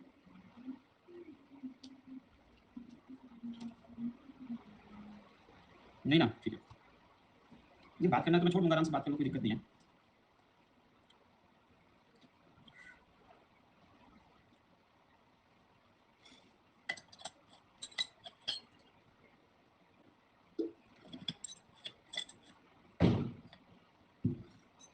So we are going to start with the molecular markers. Molecular markers है क्या, समझने की कोशिश करिएगा। जैसे सभी के कुछ नाम होते हैं, जैसे सभी के कुछ काम होते हैं, वैसे मॉलिक्यूलर मार्कर जो है वो कुछ कुछ चीज़ों के लिए जाना जाता है। ठीक है ना? एक ऐसा टॉपिक है जो कि आगे कई जगहों पे इन्वॉल्व होता है। ये आपके यूनिट नंबर 8 में भी आते हैं। आरएफएलपी से रिलेटेड खासकर जो क्यूडीएल मैपिंग है या जो पेडिग्री है उन सब केसेस में होते हैं। ये टेक्टोरल एनालिसिस है उसमें भी होता है। आरएफएलपी मार्कर्स इसके अलावा यूनिट नंबर 12 में भी आते हैं। ठीक है ना? एंड 30 में तो है ही है। तो क्या है ये और क्यों, जैसे कि समझने की कोशिश करेंगे। हर किसी एक इंसान का नाम होता है जिससे कि उसकी आइडेंटिटी छिपी रहती है। Marker is what, that unique things. Marker का मतलब एक यूनिक, जैसे हर किसी में एक यूनिक चीज़ होती है। आप लोगों में कुछ ना कुछ यूनिक प्रॉपर्टी होगी। जैसे अकेडमी पे मेरे अंदर कुछ यूनिक प्रॉपर्टी है। ठीक है ना? जो कि सब लोग मेरे पीछे बोलता रहता है, मोस्ट हिटलर टीचर। ठीक है ना? ये बोलता रहता है नहीं। अच्छा, मुझे पता है बेटा कि पीछे जो है आप क्या बोलते हैं। Let me before proceeding this one, let me tell you one interesting story कि as many of learners are aware that yes, I have some idea on matrimonial side, and I was talking to one person. I was talking to one person, and the person once said me कि mister Viren, आपके जो है student आपके बारे में बहुत अच्छी अच्छी बातें करते हैं। तो आई वाज लाइक यस, करते होंगे बिकॉज दे ट्रस्ट मी। तो उन्होंने फिर मेरे बारे में बताया बिकॉज एक दो लर्नर्स थे जो मुझसे पढ़े हुए थे, वो उस इंस्टीट्यूट में पहुंचे थे और बिकॉज दे डोंट नो कि जिस पर्सन को वो बता रहे हैं मेरे बारे में, वो पर्सन मेरे से बात करता है। तो ये लोग मेरे बारे में क्या अफवाह फैलाते हैं कि इस इंसान से शादी नहीं करना चाहिए। मतलब शादी की बात नहीं है, उन्होंने इस तरीके से बताया कि ये इंसान किसी के लायक नहीं है क्योंकि ये इंसान ज्योति मैम के पीछे पड़ा हुआ था। दिस वाज द सेंटेंस कि मेरा और ज्योति मैम का जो है अफेयर चल रहा था, ऐसा लेके उन्होंने बोला। And that person was like कि तुमने मुझे ये बताई नहीं, वो चीजें नहीं बताई। एंड इसके अलावा बहुत सारी चीजें उल्टी सीधी जो उसमें बोली गई, that was too shocking for me कि यार दिस, मतलब आई वाज टोटली शॉक्ड। मुझे समझ में नहीं आया कि ऐसे भी बच्चे होते हैं जिन्होंने ना कभी मेरे से डायरेक्टली बात करी, ना कभी मैम से डायरेक्टली बात करी। और अगर मेरी और मैम की बनती है अच्छी, दैट डजंट मीन कि हाँ कुछ भी चीजें होती हैं। दे आर लाइक समथिंग जो इतनी चीप हरकतें करते हैं, ऐसे रूमर्स फैलाते हैं जिसका कहीं पे कोई भी वास्ता नहीं है। ठीक है? तो इसीलिए मुझे जो लर्नर्स लोग होते हैं, जो आप लोग मेरे मुंह पे बोलते हो और जो मेरे पीछे बोलते हो, उन दोनों में मुझे बहुत डिफरेंसेस नजर आते हैं। ठीक है? मैं ऐसे लोगों को भी जानता हूँ जो मेरे मुंह पे बोलता है सर यू आर बेस्ट, और पीछे जाके वो दूसरे एजुकेटर से बोल रहा होता है कि ये सिर्फ अपने आप को बहुत घमंडी समझते हैं। ठीक है? And these statements are not like impactful. मेरे लिए उतना नहीं होता घमंडी, और बोलते रहो जो बोलना है। But there are lots of students, lots of the things, जिन्हें पढ़ने में कोई इंटरेस्ट नहीं है, जिन्हें सिर्फ किसी की पर्सनल लाइफ में या किसी की चीज़ों में कुछ भी करने का बहुत इंटरेस्ट, बहुत मजा आता है। वो जो आंटी वाला कैरेक्टर होता है ना कि हमें मसाला मिर्च चाहिए होता है, और ये लोग सिर्फ और सिर्फ अपनी सोच को सच बना देते हैं। ऑल्दो कि मैंने फिर हमारी कुछ कन्वर्सेशंस उस बेस पे नहीं हुई, फिर हमारी उस पर्सन से कन्वर्सेशन मैंने खत्म कर दी। मैंने कहा ठीक है, if you think like that कि I have affair with someone या I had affair with someone, that's okay, but the truth is something कि ये बच्चे भी करते हैं, मतलब लर्नर्स भी करते हैं, and that is too shocking for me. तो यूनिक प्रॉपर्टीज होती है हर किसी में, जैसे मेरे में है वैसे हर एक लर्नर्स में अलग अलग होती है। मेरे बारे में लोगों ने क्या क्या बोला है उस सभी चीज़ों का लिस्ट आउट मैं रखता हूँ विद प्रूफ। ये भी मैं आपको बता दूं कि मैं एक ऐसा इंसान हूँ जो अपने क्रिटिसिज्म को अपना मोटिवेशन बनाता है। ठीक है? तो मेरी ये बचपन से आदत रही है, जब मैं तारीफों से ज़्यादा क्रिटिसिज्म से, या जब मेरी कोई वो होती तो मैं वो क्या करता हूँ कि मैं उसको एज मोटिवेशन ट्रीट करता हूँ, ये बुराई कर रहा है, ओके दैट्स नाइस, अभी और मेहनत करने का वक्त आ गया। तो अभी वही कंडीशन है कि ऐसी चीज़ें मेरे पास सब पड़ी रहती हैं, और जब भी मैं लो या जब भी डीमोटिवेटेड फील करता हूँ, मैं ऐसी चीज़ों को देखता हूँ, एक बार इसने ऐसा बोला था, इसने, उससे मेरा खून खोलता है, और फिर मैं और करने के लिए जो है मेहनत करने के लिए एकदम अंदर से अग्नि, वो होता है ना, कहते हैं कि नहीं आप तो फोड़ने वो वाली हालत आ जाती है। ठीक है, बट मैंने कभी एक्सपेक्ट नहीं किया था, और इससे पहले भी मैं देख चुका हूँ ऐसे केसेस। ना मुझे कोई पर्सनल लाइफ में जानता है, ना मुझे कोई किसी से किसी को कोई मतलब है, ना मैंने कभी आपसे कोई झूठे वादे किए, ना मैं आपसे बहुत सुगर कोटिंग बातें करता हूँ। टू द पॉइंट बातें हैं, पढ़ना है पढ़ो, नहीं पढ़ना है मत पढ़ो, यही बोलता हूँ। इसमें भी लोगों को लग जाती है बात, इसको पता नहीं किस बात का घमंड है। ये तो सीधी सी बात है, आपको पढ़ना पढ़िए, नहीं पढ़ना मत पढ़िए, इसमें कोई वो नहीं है, it's totally, but the only thing is that everyone is unique, ठीक है ना। एंड आप लोगों में से जितने भी लोग हैं, और मैंने अपने एक्सपीरियंसेस के बेसिस पे ही जो है ये डिसाइड, या ये क्योंकि इंसान जो बोलता है ना, या वो अपने एक्सपीरियंसेस के बेसिस पे बोलता है, एंड मैं हमेशा सुगर कोटिंग चीज़ों से बहुत दूर रहता हूँ। ये मैं बहुत पहले भी आपसे बोल चुका हूँ, ना मैं खुद करता हूँ ना मुझे वो पसंद है। एक्चुअली में हम इज्जत वहाँ कमाते हैं जब हमारे पीछे लोग अच्छा बोल रहे होते हैं। सामने तो आपको कोई भी मुंह पे तारीफ कर देगा, जब हमारे पीछे कोई अच्छा बोलता है ना, देन अब जो मेरे फेस के सामने आप बोलेंगे यू आर बेस्ट, लेकिन अगर कल को किसी दोस्त के सामने कहीं और पे जाके आप बोलते कि नहीं सर अच्छा पढ़ा था, तो शायद वो तारीफ या वो जो इज्जत मैंने कमाई है वो ही कमाई है, बाकी सामने वाली तो कोई नहीं है। और वो चीज़ें बहुत कम है इन माई केस। तो इसीलिए मैं अभी बहुत कुछ अर्न करने की कोशिश कर रहा हूँ, उनमें से एक रिस्पेक्ट भी है। पर ठीक है, before commenting any personal comment to anyone without knowing anything, just because I am talking to someone, just because someone is my friend in my professional life, that doesn't mean you can link। आप लोग मतलब इसमें से कई लोग पहले बहुत कुछ बोलते थे, बट मुझे नहीं पता था, मुझे लगता था लोग मजाक करते हैं, बट इस हद तक लोग सोच के लेके जाते हैं अपनी सोच को, मुझे पता नहीं था। तो उस दिन मुझे लगा कि कितने कमाल के बच्चे हैं आप लोग। आप ही में से कई लोग, मुझे नाम ही पता है, मैं बोलूंगा नहीं, ठीक है ना, बट ठीक है, दैट्स नाइस। मार्कर्स के ऊपर वापस आते हैं, तो ये स्टोरी से बस इतना सीखना है कि हर एक पर्सन यूनिक है। तो ऐसे ही उस यूनिक के अंदर कुछ प्रॉपर्टी है जो उसको यूनिक बनाती है, उसका नेचर, उसका बोलने का तरीका, उसकी चीज़ें, कुछ ना कुछ जो है वो उसको यूनिक बनाता है। जैसे कि अगर आप बात करते हैं कि जैसे किडनी की बात होगी कहीं पे, तो आप कहेंगे अच्छा ये तो वीरेंद्र सर की बात हो रही है, समथिंग दैट जो है तुरंत आपके मन में क्लिक करेगा, किडनी ब्रेकर मतलब वीरेंद्र सिंह। तो इस तरीके का कंडीशन एक यूनिक प्रॉपर्टी है। ऐसे ही मेरे अंदर apart from this one, that is the sequences. हर किसी पर्सन के अंदर जो है, जितने भी पर्सन है उनके पास जो है जीनोम है और डीएनए है, ठीक है ना। आप ही लोगों में से कोई ऐसा नहीं है, अरे बेटा रहने दो, मत मेरा मुंह मत खुलवाओ, छोड़ दो इस टॉपिक को, मत खुलवाओ। मेरे पास कह रहा हूं कि मेरे पास एक दो नहीं हजारों प्रूफ पड़े हैं, लेकिन उस पर टॉपिक पे इस पे बात ही नहीं करना, वापस आ जाओ, पढ़ने पे कोशिश करो, ठीक है ना। कौन कैसा है ये सबको पता है, जस्ट रहने दो, रहने दो, ठीक है। हमने लाइफ में बहुत कुछ एक्सपीरियंस किया है, और लाइफ में लर्नर्स कैसे होते हैं ये भी हमने एक्सपीरियंस किया हुआ है, ठीक है ना। कितने अच्छे होते हैं और कितने बुरे होते हैं, दोनों देखे मैंने। तो वो एक कहानी होती है ना कि we can not satisfy each and every person, तो वो लाइफ से हमें सीखना पड़ता है कि एक बार एक औरत और एक लड़का और एक लड़की जो है वो गधे के साथ जा रहे थे। तो चार लोग देख के बोलते हैं यार कितने पागल लोग हैं, गधा जा रहा है नहीं कि उस पर बैठ के जाए, तो वो दोनों गधे पे बैठ जाते हैं। फिर कुछ लोग देखते हैं तो कहते हैं यार कितने निर्दयी लोग हैं, दो दो लोग जो है उस गधे बेचारे गधे पे बैठ के जा रहे हैं। फिर कुछ वो उसमें से लड़का जो है वो उतर जाता है और लड़की गधे पे बैठ के जा रही होती है। फिर कुछ लोग देखते हैं तो कितना बोलते हैं कि अरे कितनी बेशरम लड़की है, ये नहीं कि लड़का जो है वो खड़ा है वो उतर जाए लड़की को बैठने दे। फिर कुछ देर बाद लड़की उतर जाती है, लड़का बैठता है। फिर कुछ लोग देखते हैं तो कहते हैं यार कितना बेशरम लड़का है, लड़की पैदल चले और खुद बैठ के जा रहा है, फिर लड़का भी उतर जाता है। फिर कुछ लोग देखते हैं कहते हैं कि अरे गधा अकेले जा रहा है, दोनों पैदल चले, कितने बेवकूफ लोग। सो किसी भी लाइफ के सिचुएशन में सब खुश होते ही नहीं है, और ये कुछ लोग कुछ ना कुछ करते रहते हैं, ठीक है। तो चलते रहना चाहिए हमें अपने हिसाब से, चीज़ों के हिसाब से। We should focus on the good things only. And मेरे से कभी भी लर्नर्स वाला टॉपिक मत खुला करो, क्योंकि my experience is not so good with these things. Let's come to the topic once again, don't start that one. बेटा मैं पॉजिटिव नहीं होता ना तो मैं पढ़ा नहीं रहा होता क्लास में। अगर मेरे बस का होता तो मैं कब का यहाँ से छोड़ कर निकल गया होता।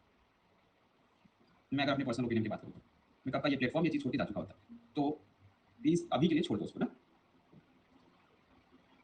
माई experience is not so good once again. This is the particular one.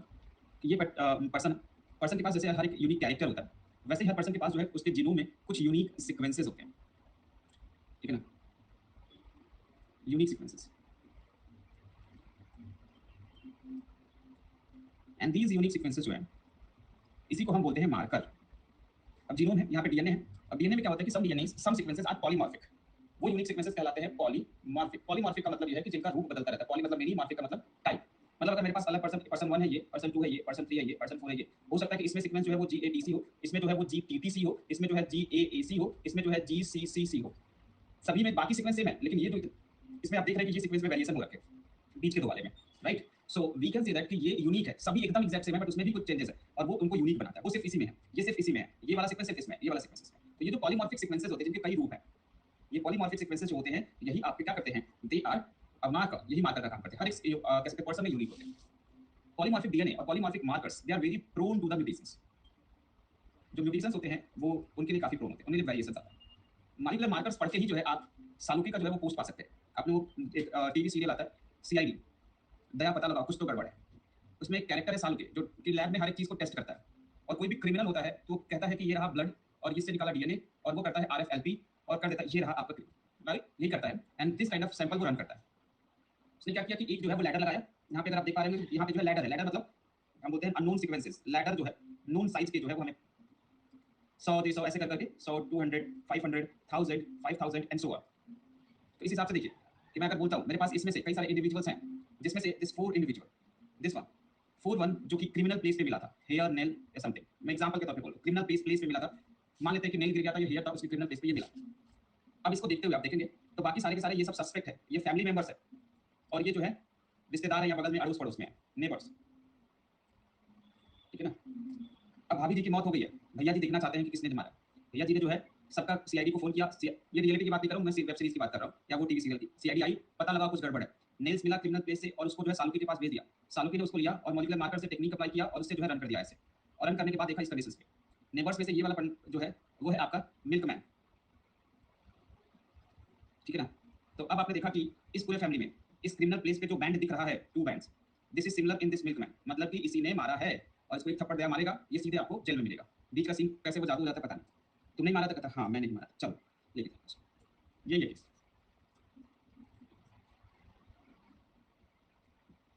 So molecular marker हर एक डीएनए में अलग अलग होता है, जैसा मैंने आपको बताया कि हर एक पर्सन का डीएनए, हर एक पर्सन का जो है वो सीक्वेंस, एक कुछ ऐसा सीक्वेंस होता है जो यूनिक होता है, सिर्फ उसी में होता है और किसी में नहीं, ठीक है ना, सिर्फ उसी में होता है। तो मॉलिक्यूलर मार्कर जो क्या कहलाते हैं कि ये molecule that contain a sample taken from organism that matters. Molecular marker identified as a genetic marker, क्योंकि इनके पास एक आइडेंटिफिकेशन टूल है, एक जीन सीक्वेंसेस है, यूनिक है, इनको के आइडेंटिफिकेशन टूल की तरीके से जो है वो आपका काम करता है। In the pool of unknown DNA, unknown DNA के पीसेस में जो है या होल क्रोमोसोम्स में ये मॉलिक्यूलर मार्कर जो होते हैं हमें एक पर्टिकुलर सीक्वेंस या पर्टिकुलर लोकेशन को आइडेंटिफिकेशन करने में भी हेल्प करते हैं। मॉलिक्यूलर मार्कर से तो अलग अलग तरीके के मार्कर्स हो सकते हैं, they could be either morphological markers, they could be either protein markers, either genetic markers, ये हो सकते हैं, अलग अलग तरीके के मार्कर्स जो है हमारे पास, ठीक है। नाउ जरा समझने की कोशिश करिएगा। मार्कर, हम मॉलिक्यूलर की बात नहीं करें, सिर्फ जनरल मार्कर की बात करें कि मार्कर जो है वो आपके मॉर्फोलॉजिकल मार्कर हो सकते हैं, मतलब सिर्फ बाहर से देख के पता चल जाए कि अच्छा ये अलग है। जैसे most of the unique appearance में भी अंतर होता है, मेरा चेहरा किसी से मैच नहीं करेगा, अलग है, कुछ लोगों के जो है अलग है, सभी का चेहरा अलग है यहाँ पे जितने लोग हैं, अगर वो ट्विंस नहीं है तो। इसके बाद हम बात करते हैं सम ऑफ द प्रोटीन मार्कर्स। अब प्रोटीन मार्कर्स लाइक कई सारे आपने आइसो एंजाइम्स या हार्मोन्स के केसेस पढ़े, आइसो एंजाइम्स, आइसो एंजाइम्स जिसको बोलते हैं, जैसे कि लैक्टेट डिहाइड्रोजिनेसेस, इनके कई सारे टाइप्स पाए जाते हैं अलग अलग सेल सिस्टम में, लैक्टेट डिहाइड्रोजिनेस जो होते हैं 1 2 3। तो ये जो होते हैं अलग अलग बॉडी ऑर्गन में पाए जाते हैं, तो है तो एक ही, लेकिन वो अलग अलग के हिसाब से अलग अलग है, तो उनको बोलते हैं प्रोटीन मार्कर्स या hormones. Is in each and every individuals the level of hormone is different almost, सभी में सेम होता, तो सभी का हाइट कलर सब कुछ एक जैसा होता, लेकिन नहीं होता। हेयर स्टाइल अलग है, हाइट अलग है, कलर अलग है, शेप सब, दैट मींस बिकॉज मूड का सिस्टम अलग है, सोचने का तरीका अलग है, because hormones regulates our mood, behaviour and functioning of the body. So सभी में हार्मोन का level, may be the level of melatonin is different for everyone, किसी को बहुत ज्यादा नींद आती है, किसी को बहुत कम आती है। मे be the level of digestive hormone is different for everyone, कई कई लोग खाना बहुत ज्यादा खा ले फिर भी गड़बड़ नहीं होता, किसी को अगर एक छोटा सा बाहर का हिस्सा दे दिया या बाहर की समोसा खिला दिया तो वो फिर वॉमिटिंग, डायरिया, ऐसे conditions, so because of the hormonal levels. And similar cases with the modern and post modern man, ठीक है ना। The level of hormone testosterone पहले की कंडीशंस में अभी भी अलग हो रहे हैं बहुत सारी चीजें। इसके साथ लास्ट बनाता है that is your genetic marker. Genetic बोले तो डीएनए के लेवल पे अलग होगा, अपीयरेंस के लेवल पे ना होकर डीएनए के लेवल पे हो रहा है। तो genetic marker it could be of the 2 types, 3 types में बोल सकते हैं। They could be either PCR based markers होंगे, हाइब्रिडाइजेशन बेस्ड मार्कर होगा, या some of the satellite based markers. PCR based, hybridisation based and the satellite based. PCR based markers जो होते हैं वो 2 होते हैं हमारे पास, RAPD as well as AFLP. Hybridisation based के कई सारे मार्कर्स हैं जैसे आरएफएलपी, ठीक है। इसके अलावा एसएसआर, एसटीआर, ये सब हाइब्रिडाइजेशन बेस्ड मार्कर्स में से आते हैं जो हाइब्रिडाइज करते हैं यहाँ पे। इसके अलावा there like some of the cases SSR, STR are the PCR one, VNTR are hybridization one. Some of the satellite one, satellite के ही एग्जांपल्स है एसएसआर एंड एसटीआर। इसी के हैं जो पीसीआर बेस में भी आते हैं, and some of the VNTRs too. इन्हीं का एग्जांपल है दैट इज एसएनपीज। ये कई अलग अलग मार्कर्स है जिनको हमें पढ़ना है। अब जेनेटिक मार्कर को हम पीसीआर हाइब्रिडाइजेशन सेटेलाइट बेस के अलावा हम क्लासिफाई कर सकते हैं डोमिनेंट और को डोमिनेंट मार्कर में, कि वो मार्कर डोमिनेंट मार्कर है या वो मार्कर जो है वो को डोमिनेंट मार्कर है। We can classify that. Let's try to understand what is the dominant and को डोमिनेंट मार्कर। समझने के लिए सबसे पहले आपको चलना पड़ेगा बहुत ही पुरानी कहानी पे।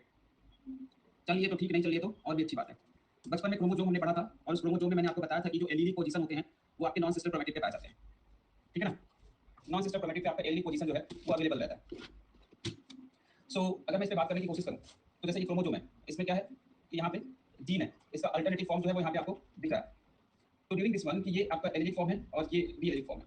अब इस कंडीशन में क्या होता है जरा समझिए कि जब भी हम पैरेंटल कंडीशंस की बात करते हैं तो मेरे पास एक कैपिटल ए है और एक स्मॉल ए है। कैपिटल ए से जो गैमेट बनेगा वो बनेगा कैपिटल ए, और स्मॉल ए से जो गैमेट बनेगा वो बनेगा स्मॉल ए। ये कैपिटल ए और स्मॉल ए आपस में मिलकर बनाएंगे कैपिटल ए स्मॉल, ये होगा। नाउ अब इस कंडीशन में जैसे कैपिटल ए बन रहा था और स्मॉल ए से ये दोनों मिलकर बना कैपिटल स्मॉल ए। अब इसका जो फिनोटाइप है ये डिपेंड करता है कि इसके पास दोनों के दोनों एलिलिक कंडीशंस हैं। ये एक तरीके का हेटेरोजाइगस है। अब ये हेटेरोजाइगस जो है वो अलग बिहेवियर शो कर रहा है या सेम शो कर रहा है, वो कैसे पता चलेगा? वो को डोमिनेंट मार्कर बता सकता है। सो को डोमिनेंट मार्कर जो होते हैं वो multi allelic and single locus होते हैं। I repeat, the co dominant marker. समझिएगा कि मेरे पास अगर ये एक क्रोमैटिड है, इस क्रोमैटिड पे यहाँ पे एक लोकस है जिसपे एक जीन है कैपिटल ए। दूसरा जो अगर एक उसी का नॉन सिस्टर क्रोमैटिड है उसी लोकस पे, लोकस यहाँ पे सेम है, देखिए the locus is same here, but जो एलील है वो मल्टी है। मल्टी इसलिए क्योंकि दोनों का नेचर अलग है, इस पे कैपिटल ए इसमें स्मॉल ए है। अब इन दोनों को पता करने वाला जो हेटेरोजाइगस बन रहा है कैपिटल ए स्मॉल ए, ये हेटेरोजाइगस पता कर सकता है को डोमिनेंट मार्कर, ठीक है ना। समझिएगा कि हेटेरोजाइगस का फिनोटाइप जो है, मतलब ये अपना फिनोटाइप अलग शो कर रहा है और ये अलग, तो ऐसे फिनोमेना को ही कोडोमिनेंट बोलते हैं। और वो मार्कर जो हेटेरोजाइगस को भी आइडेंटिफाई कर ले उसको हम क्या बोलते हैं? उसको हम बोलते हैं कोडोमिनेंट मार्कर। मतलब एक ऐसा marker which can differentiate capital A and capital A small A, दोनों को बता सके कि दोनों अलग है, हेटेरो का आइडेंटिफिकेशन कर सके। ऐसा मार्कर जो ये बताए कि हेटेरो जो है वो अलग है, हम उसको बोलते हैं कोडोमिनेंट मार्कर। और कोडोमिनेंट मार्कर का मतलब आप समझिए, एक ही लोकस पे बात कर रहा है और एलील मल्टी है, तो हम इसको बोलते हैं single locus multi allelic. Single locus multi allelic, ये है आपका कोडोमिनेंट मार्कर, जिसको कोड के फॉर्म में बताते हैं SLMA, ठीक है ना। Salma and company, Salma and company, S for single locus, M for multi allelic, company का मतलब कोडोमिनेंट मार्कर। ये कोड हमेशा ध्यान रखना, बहुत कंफ्यूजिंग होता है, हमेशा जो है याद रखने के लिए ये रहेगा सिंगल लोकस मल्टी एलिलिक कोडोमिनेंट है, ठीक है। ये कहानी है जी, बिल्कुल। सलमा सीओडी यूज करती है, वो भी आप बोल सकते हैं। अब इसके बाद जो है डोमिनेंट। अब याद रखिए जो डोमिनेंट फिनोटाइप होते हैं, अब समझिए जरा सा डोमिनेंट में कि मेरे पास अगर कैपिटल ए है और स्मॉल ए है, तो इससे जो गैमेट बनेगा वो कैपिटल ए और इससे जो गैमेट बनेगा वो स्मॉल ए, दोनों आपस में मिलकर बनाएंगे कैपिटल ए स्मॉल ए। ये जो है इसका फिनोटाइप डोमिनेंट जैसा ही तो होगा, इसका फिनोटाइप जो है वो डोमिनेंट जैसा है, कोई बिहेवियर शो नहीं कर रहा है ना। ये कंडीशन आपके साथ चल रहा था। लेकिन इन द डोमिनेंट मार्कर क्या होता है कि यहाँ पे अगर मैं इसको समझूं, दो जीन्स की बात कर रहा हूँ, ठीक है ना। अब इसमें बिहेवियर तो ये हेटेरो का आइडेंटिफाई नहीं कर पा रहा, तो this will like this one. समझिए अगर मेरे पास ये है कैपिटल ए कैपिटल बी, यहाँ पे जो है small A and the small B, ये दोनों अलग अलग लोकस पे हैं, ये लोकस बी अलग है और ये लोकस जो है वो ए है, तो यहाँ पे जो है मल्टी लोकस हो गया, multi locus as well as जब हम इस कंडीशन की बात करें तो multi locus and single allelic. क्यों? क्योंकि वो दूसरे एलील का कंडीशन आइडेंटिफाई ही नहीं कर पा रहा है, हेटेरोजाइगस उसको आइडेंटिफाई नहीं कर पा रहा क्योंकि उसका फिनोटाइप डोमिनेंट जैसा है। तो ये जो है ये कैन नॉट डिस्क्रिमिनेट हेटेरोजाइगस या कैन नॉट आइडेंटिफाई हेटेरोजाइगस, ये हेटेरोजाइगस को आइडेंटिफाई नहीं कर पा रहा है, इसलिए सिर्फ डोमिनेंट को कर पा रहा है। एंड ये कैपिटल ए या स्मॉल ए होमोजाइगस को ही सिर्फ और सिर्फ आइडेंटिफाई कर सकता है, identify homozygous. So our dominant marker is multi locus single allelic. तो जो सिंगल लोकस मल्टी एलिलिक था ये जो है MLSA आ जाएगा, ठीक है ना। तो MLSA जो है वो डोमिनेंट मार्कर है। ये हमेशा ध्यान रखे रहें कि your dominant marker is your single allelic multi locus, only homo को आइडेंटिफाई करेगा, and the co dominant marker is multi allelic and the single locus. जब भी सिंगल एलील मल्टी लोकस की बात कर रहा है मतलब कहीं ना कहीं ये डिफरेंट जीन की बात कर रहा है, और ये जो है ये डिफरेंट एक ही जीन के डिफरेंट एलील की बात कर रहा है, ठीक है ना। तो इसी वजह से हेटेरो और होमो दोनों को पता कर सकता है, लेकिन ये पता नहीं कर पाता है। इन सब मार्कर्स को जो RFLP AFLP को कैसे ये को डोमिनेंट डोमिनेंट में रिप्रेजेंट करते हैं, धीरे धीरे आपको समझ में आएगा जब RFLP को बताया जाएगा प्रॉपर डिटेल में तब। तो marker could be either dominant और द को डोमिनेंट। ये मार्कर का स्लाइड है, आपके काम आ सकता है क्योंकि क्वेश्चन इस पे डिपेंडेंट रहते हैं। अभी मैं ये पढ़ा के आपको क्वेश्चन दे भी दूंगा तो आपसे बनने वाला नहीं है। क्यों? क्योंकि आपने अभी फोकस से सुना ही नहीं कि को डोमिनेंट और डोमिनेंट है क्या। एक बार फिर से आपको बताने की कोशिश कर रहा हूँ, ये स्लाइड आपके लिए काफी इंपॉर्टेंट है क्योंकि इससे क्वेश्चन बनते हैं और बनते रहेंगे। That dominant marker is single allelic multi locus, ठीक है ना। सिंगल एलिलिक मल्टी लोकस आप बोल सकते हैं, यानी मल्टी लोकस सिंगल एलिलिक। ये है ओनली होमो को कर रहा है, ये come from only one parent, सिर्फ एक ही पेरेंट से आता है। सॉरी, इसके एग्जांपल्स जैसे RAPD AFLP and ISSR। I repeat, dominant marker are single allelic multi locus. अगर आपको ये कोड याद रखने की जरूरत भी नहीं है, सॉरी, जो आपके पास कोडोमिनेंट मार्कर है उसका कोड आपको पता है SLMA।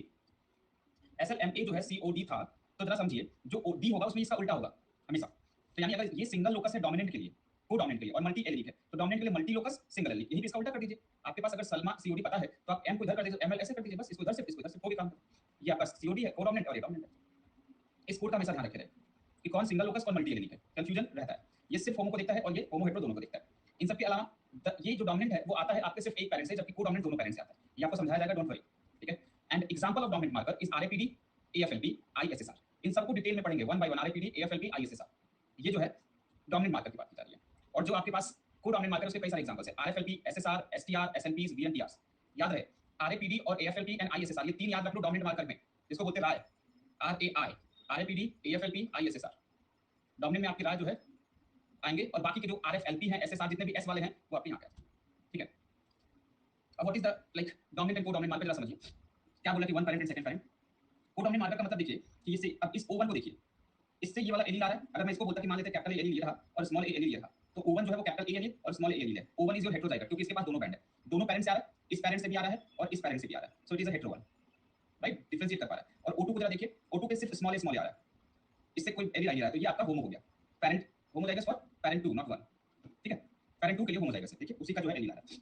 यहाँ पे आप देखेंगे पैरेंट 1 में ये बैंड है, पैरेंट 2 में है ही नहीं, तो O1 जो है वो सिर्फ पैरेंट 1 से आ रहा है, होमोजाइगस फॉर पैरेंट 1। अगर ये A एलील है तो ये A this kind of condition, ठीक है। ऐसा मार्कर जो सिर्फ एक पैरेंट से आ सकता है या दोनों से आ सकते हैं, जो दोनों से आ रहा है पैरेंट से वो कोडोमिनेंट है, जो सिर्फ एक पैरेंट से आ रहा है वो डोमिनेंट है। वही चीज यहाँ पे लिखी गई थी, तो वो चीज यहाँ पे भी किया गया। डोमिनेंट मार्कर और single allelic, multi locus, codominant और multi allelic, single locus, examples are there, ठीक है ना। इस स्लाइड को मैं आपको 1 मिनट दे रहा हूँ, फटाफट दिमाग में फिट करिए, फिट हो जाए तो बताइएगा।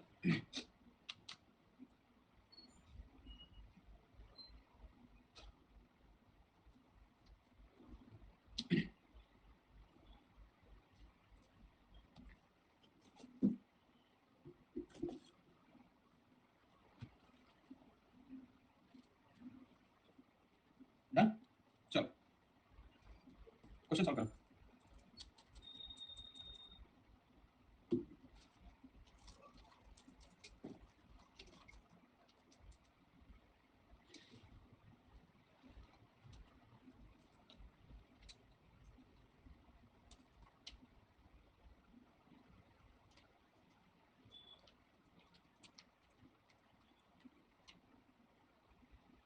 डन,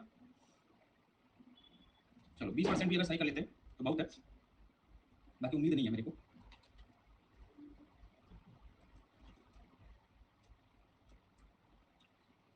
RFLP एक कोडोमिनेंट मार्कर है, मतलब कोडोमिनेंट मार्कर है, तो ये सिंगल लोकस हो सकता है, मल्टी हो सकता है या कोडोमिनेंट। ए का 1 2 3 में से कोई एक हो सकता है, ए का 6th नहीं होगा, ए का 5th नहीं होगा, ए का 1 भी हो सकता है, ए का 2nd भी हो सकता है। SSR भी सिंगल लोकस मल्टी एलिक या कोडोमिनेंट, डी का जो है वो 2nd हो सकता है और 3rd भी हो सकता है।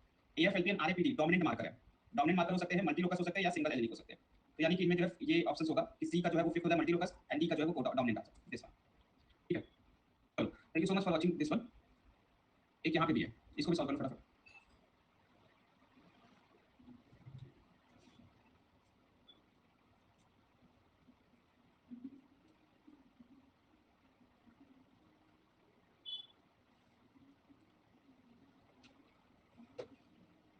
चलो so the answer would be D, क्योंकि SSR RFLP codominant and AFLP RAPD are the dominant one, ठीक है ना। ठीक है, थैंक यू सो मच।